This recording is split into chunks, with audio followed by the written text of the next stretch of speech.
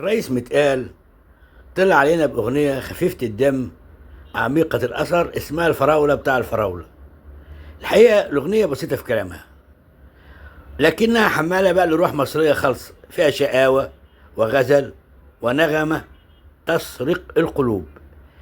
نزلت سنة 75 وقلوب المصريين اتعلقت بيها وفضلت تعيش معاهم جيل ورا جيل. أغنية الفراولة بتاع الفراولة واحدة من أشهر أغاني الرئيس متقال قناوي، واعتبرت أيقونة من أيقونات الغناء الشعبي في السبعينات.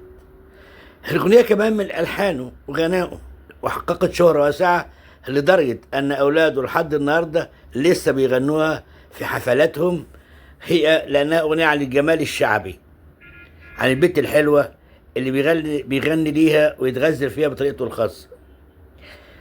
يا سلام على أغنية الفراولة، عملت شغل جميل للناس، بدأ الناس تضحك وتنبسط. الرئيس متقال قناوي واحد من رموز الغناء الشعبي في مصر حقيقي، وصاحب بصمة ما تتنسيش. صوته كان طالع من قلب الصعيد بلهجته الصعيدية، وده كان جواز مروره للقلوب. واتولد متقال في بيئة شعبية بسيطة، لكنه امتلك حقيقة موهبة فطرية في الغنى والتلحين.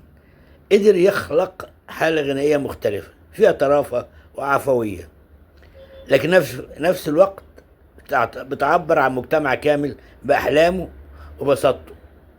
حبيت الفت نظرك لأغنية الفراولة اللي كانت مشهورة في السبعينات، وحتى الآن على فكرة الناس بتحبها، بتحب تسمعها.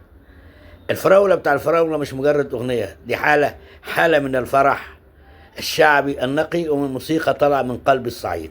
تحياتي، وأرجو إن لم تكن قد اشتركت في القناة أن تشترك، فهذا يسعدني، وفي نفس الوقت الإعجاب الصامت لا يحفز.